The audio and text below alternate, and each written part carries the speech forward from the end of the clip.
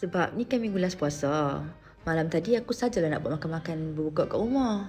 So, macam biasalah. Sebab nak mudah, aku pun order je lah makanan dengan Perfect Match Catering.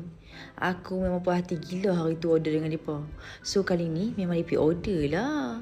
Bila aku buka website mereka semalam, rupanya dah start dah package raya. Siap dengan macam-macam jenis package. Aku pun try lah ambil mini buffet raya. Set dia lengkap dah makanan raya. Ada nasi minyak, sate, rendang ayam cili api, ikan bakar lengkuas kuah pocik, nasi impit dengan kuah kacang, lemang, sekali dengan kuih bakar. Komplit set, tak payah fikir apa dah. Aku ni rasanya order untuk 15 pack je. Tapi itulah, makanan dah macam terlalu lebih je ni. Tengoklah packaging dia pun. Tersangatlah kemas.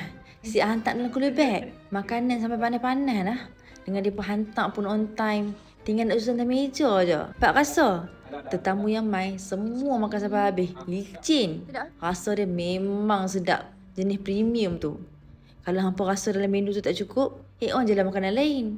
Macam roti jala ke, sate ke kan. Ha ni, hampa boleh dapat rebate RM20 kalau masukkan kod Syah_Raya time order.